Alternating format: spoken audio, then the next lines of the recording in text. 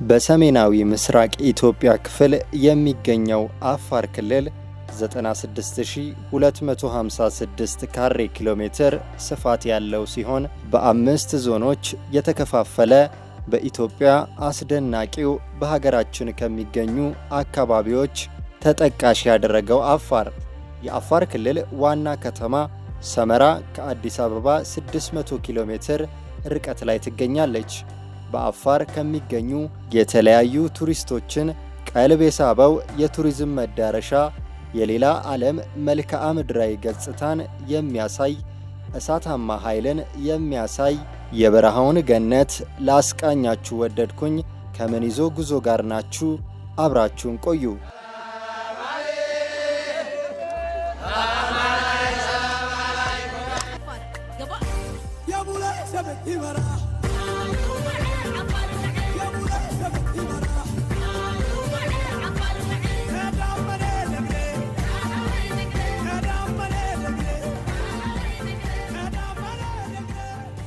በምድር ላይ ካሉት በጣም ሞቃታማና ጂኦሎጂካል ንቁ ቦታዎች አንዱ የሆነው ኤርታሌ የኢትዮጵያ አስደናቂ የተፈጥሮ ትዕይንት በአፋር ቋንቋ የሚጤስ ተራራ ይሉታል።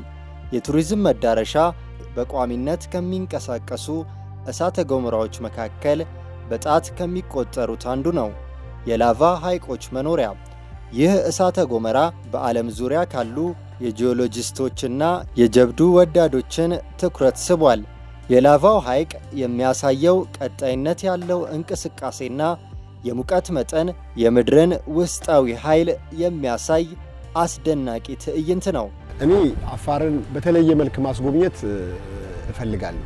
ያ ማለት ለምሳሌ በማታ የሚኖረው ገጽታ የተለየ ነው። ቀጥሎ ደግሞ ከለሩም በደንብ ጎልቶ የምናየው ሌላ ነው።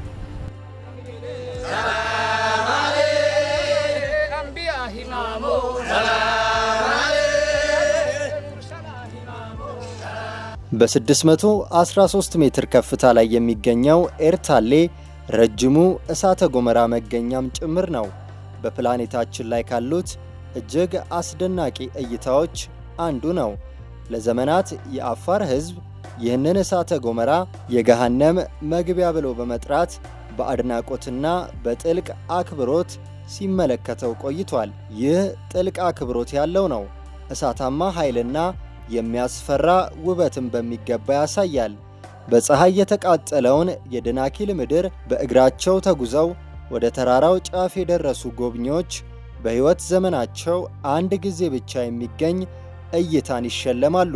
በግዙፉ የእሳተ ገሞራ ጉድጓድ ውስጥ የሚያብረቀርቁ ቀልጠው የውስጥ የላቫ ወንዞች ይንጠባጠባሉ።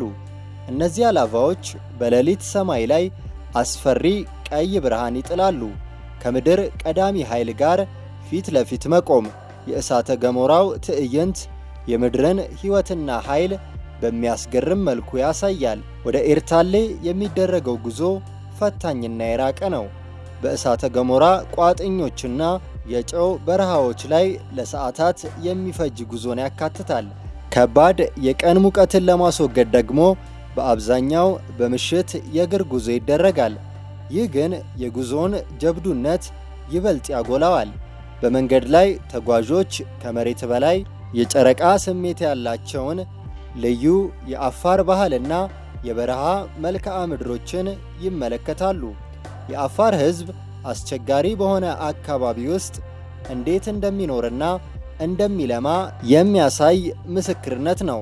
ይህ ሁሉ ከእሳተ ገሞራው አስደናቂነት ጋር ተዳምሮ ኤርታሌን የማይረሳ የጀብዱ መዳረሻ ያደርገዋል። ለጂኦሎጂስቶች፣ ለፎቶግራፍ አንሺዎችና ለጀብደኞች ወይም ደስታ ፈላጊዎች ኤርታሌ የህልም መዳረሻ ነው። ብርቅዬ መስኮት ትሰጣለች። የሰው ልጅ ከምድር አንጀት ከሚፈልቀው እሳትና ጉልበት ጋር የሚገናኝበት ልዩ ቦታ ነው። አፋር በመሬቱ፣ በእምነቱ፣ በሚስቱና በግመሉ አይደራደርም። ግመል በተለያዩ የኢትዮጵያ ቆላማ አካባቢዎች ለመጓጓዣነት ብሎም የወተትና የሥጋ ምርትን በመስጠት ይታወቃል።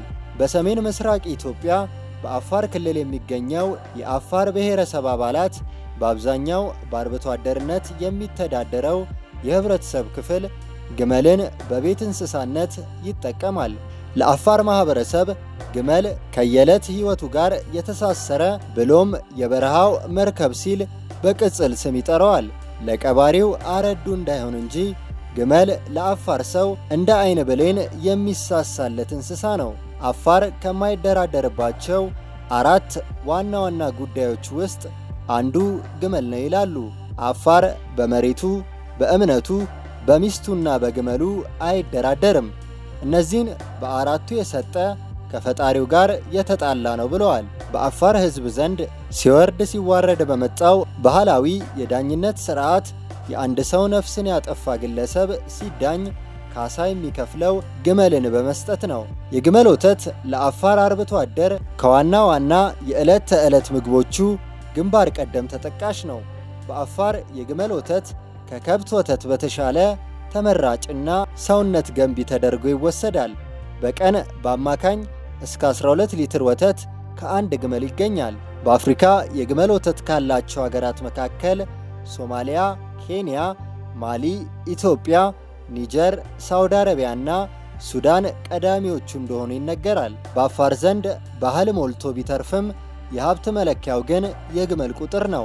በክልሉ ያሉ አንዳንድ አካባቢዎች ግመል ሲሞት ለግመሏ ባለቤት ትልቅ መርዶ ነው። ስለ ግመሉ መሞትም የሚነገረው ሰው ከተሰበሰበ በኋላ ነው። ለአፋር ግመሉ ልጁ ናት ይላሉ። በአፋር ባህል ግመሎችን ያለ አግባብ ማንገላታት፣ መደብደብና ሌሎች ጥቃቶች ማድረስ ርኅራሄ የጎደለው ተግባር ተደርጎ ይወሰዳል። ግመል እንደ አፋር ላለ በረሃማ አካባቢ የተለያየ ጥቅም ይሰጣል። በተለይ በአፋር ሞቃታማ ስፍራ በዳሎል ላይ የተመረተውን ጨው ግመል በጀርባው ተሸክሞ ብዙ ርቀት ተጉዞ ለገበያ በማቅረብ ለሀገሬው ሕዝብ የጀርባ አጥንት በመሆን እያገለገለ የሚገኝ እንስሳ ነው። ለአፋር ግመል ቀኝ እጁ እንደማለት ነው። አፋር ኡንዳኒታው አጋታቤ ወአዲ ሆራኬ አሐማማ አሐዱክ ትጊራ La la la la fonte